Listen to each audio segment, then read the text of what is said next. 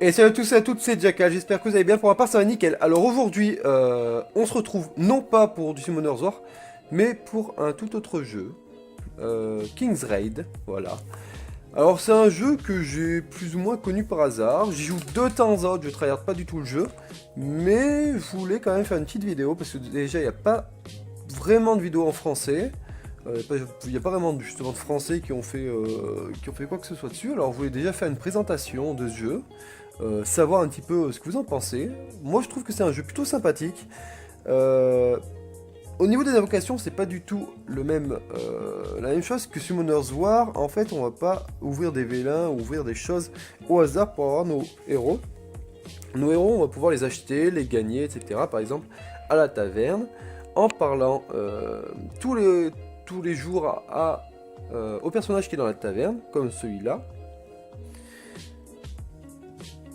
Hop, alors, on débute l'amitié, voilà. Tous les jours, faut utiliser nos points, etc. Et quand on a rempli notre barre d'amitié, on gagne le héros. Voilà, c'est une façon de gagner le héros. Ensuite, on peut l'acheter à la boutique. Alors là, pour 6000 cristaux.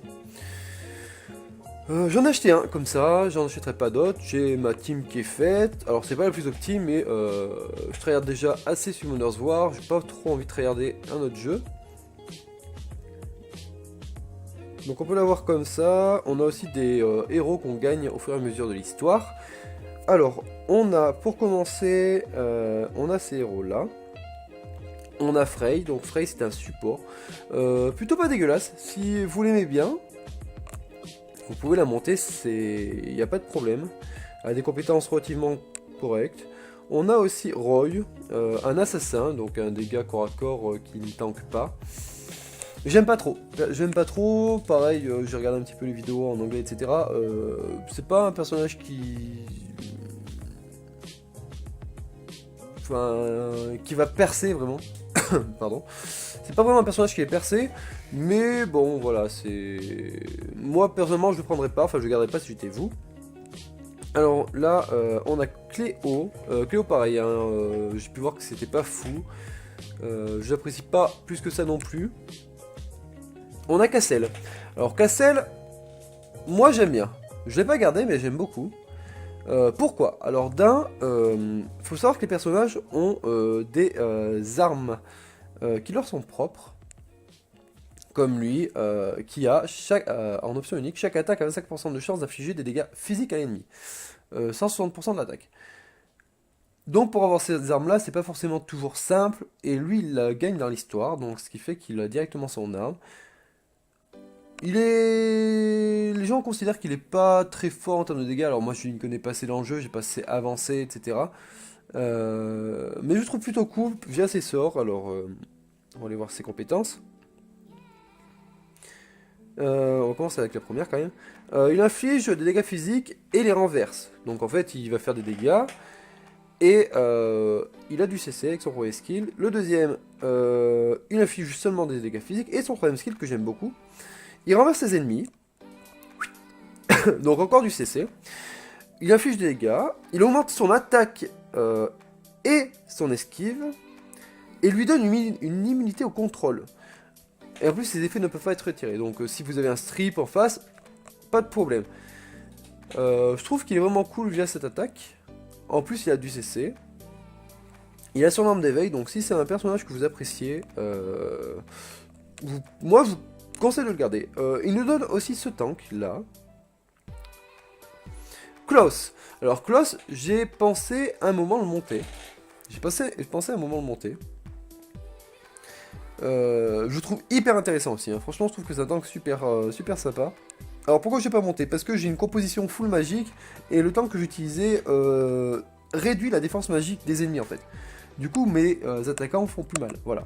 Sinon si vous n'avez pas forcément de dégâts magiques, si vous avez des dégâts physiques ou des dégâts mixtes, Klaus moi je trouve que c'est un très bon personnage.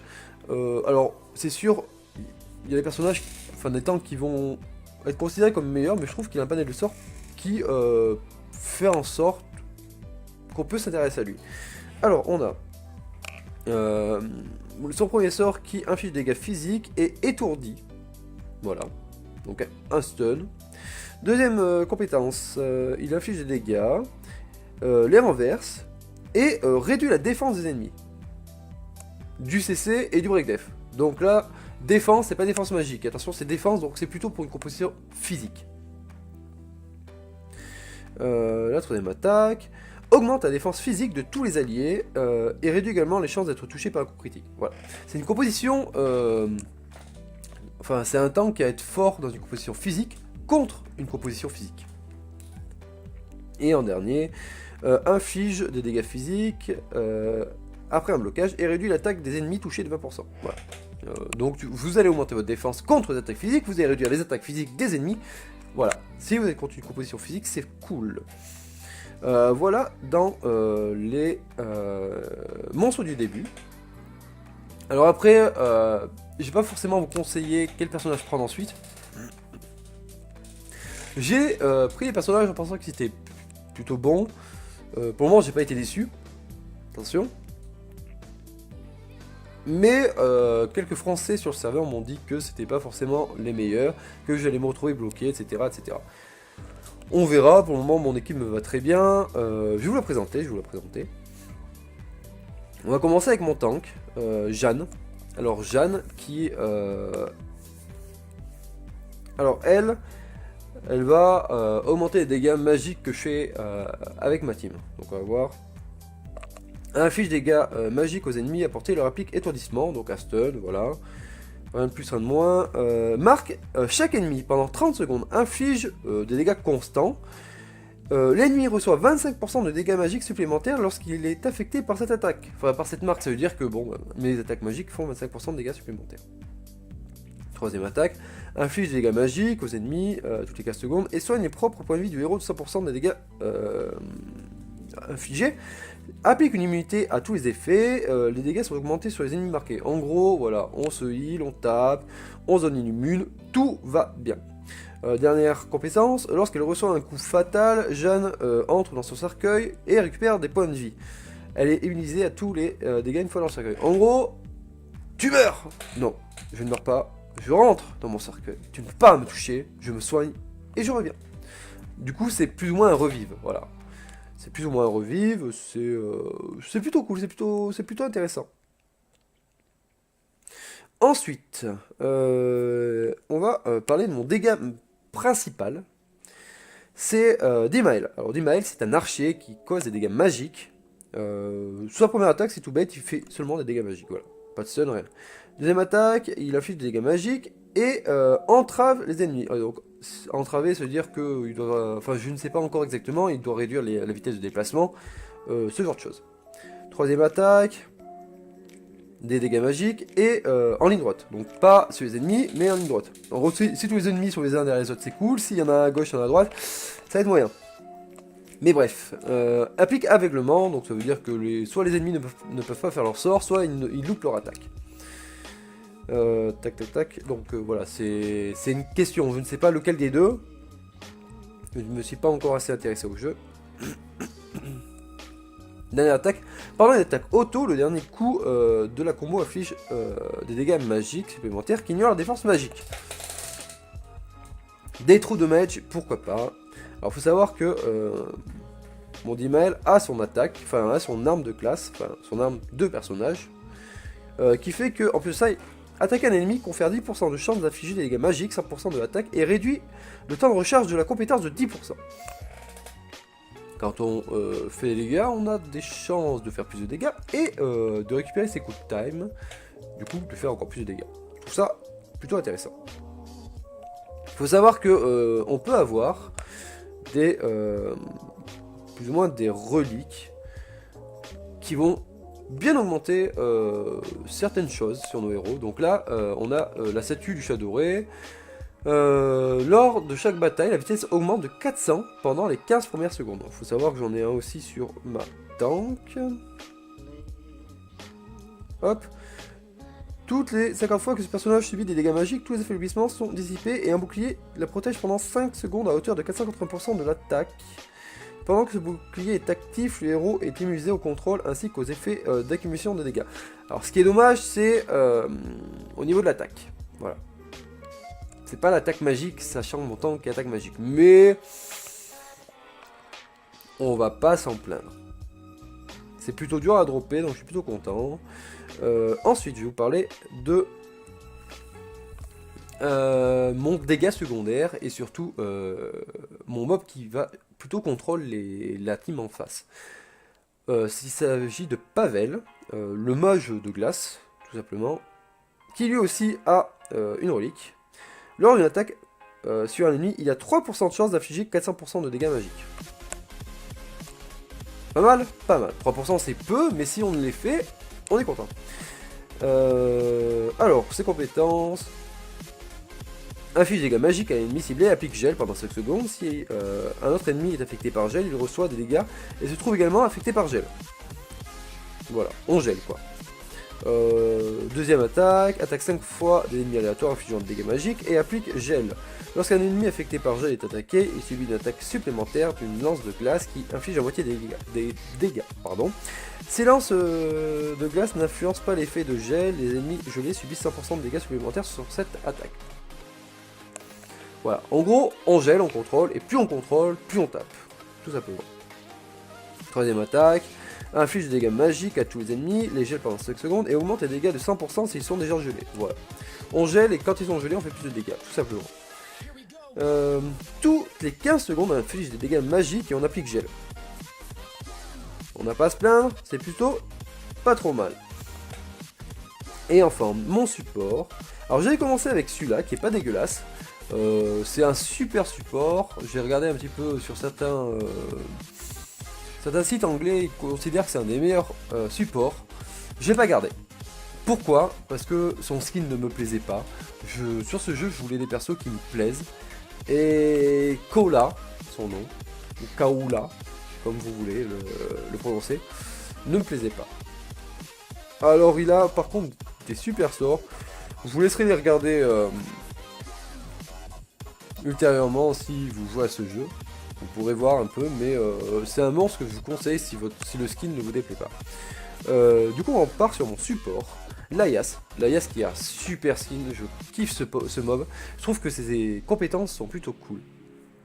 Faut savoir que ma Layas a une relique elle aussi, qui fait qu'au début de chaque bataille, récupération de 24% des points de vie et 12% des PL. Alors quand ça dit chaque bataille, quand on va faire un niveau, on va avoir 3 batailles différentes. Donc ça proc sur ces 3 batailles. Premier proc, bon, on va pas forcément récupérer les points de vie parce qu'on sera au max, mais par contre la récupération de mana fonctionnera. Sur les 2 prochaines, bon, on aura les 2. Elle a aussi son arme de classe. Lors d'un coup critique, rend à l'allié ayant le moins de points de vie 80% des dégâts infligés. Voilà. Faut quand même la build critique quand on a ça. Moi pour le moment, j'ai pas forcément ce qu'il faut, mais voilà. Ensuite les compétences. Soigne tous les alliés d'un maximum de 180 424 points de vie en fonction de leur point de vie restant. Du heal, on en veut, ça c'est cool. Protège l'allié ayant le moins de points de vie avec un bouclier pendant 10 secondes pour bloquer jusqu'à 467 882 dégâts.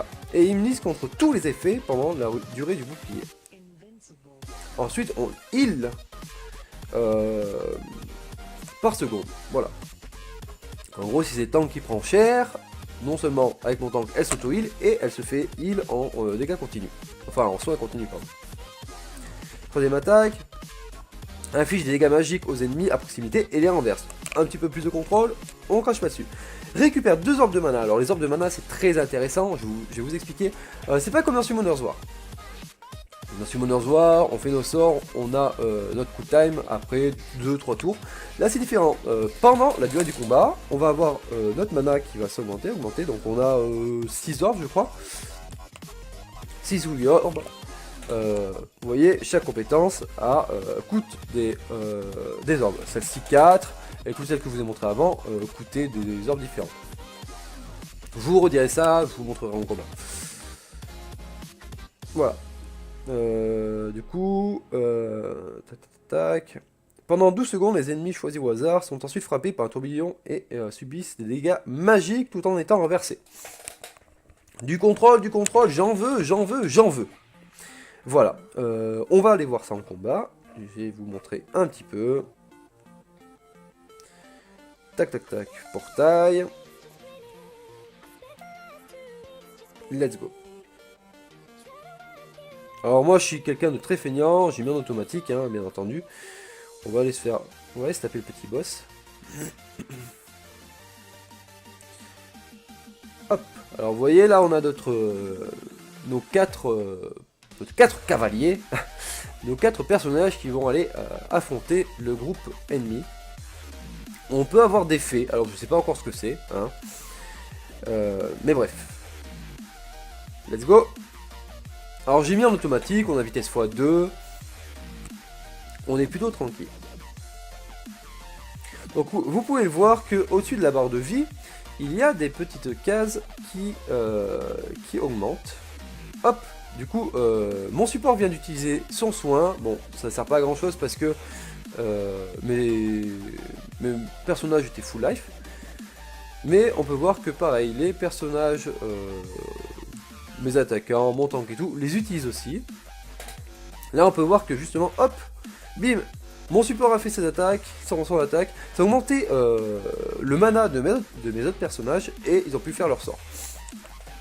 Alors, voilà, je pars surtout sur du contrôle, quelques dégâts magiques, de l'ignore def magique, du coup, pour compenser le peu de dégâts magiques, enfin le peu de dégâts que ma team fait. Pareil avec mon tank qui augmente les dégâts magiques, parce que c'est pas des personnages qui vont avoir un burst énorme. Du coup, c'est pour ça que j'ai un support qui a que des sorts de support de protection. Un tank qui peut s'auto-heal et augmenter les dégâts magiques. Des personnages pour contrôle pour essayer de temporiser un petit peu, récupérer coup de time, etc. Voilà. Donc, je ne vais pas en dire forcément plus. Je m'y connais pas encore assez pour vous faire une vidéo d'1 heure d'explication, etc. En attendant, j'espère que la vidéo vous aura plu. Je vous souhaite une bonne soirée, bon jeu, et dites-moi dans les commentaires si vous connaissiez ce jeu, si vous le trouvez intéressant, ce que vous pouvez me dire. Je suis ouvert à tout commentaire constructif, bien entendu. Passez une bonne soirée, bon jeu, ciao, bye.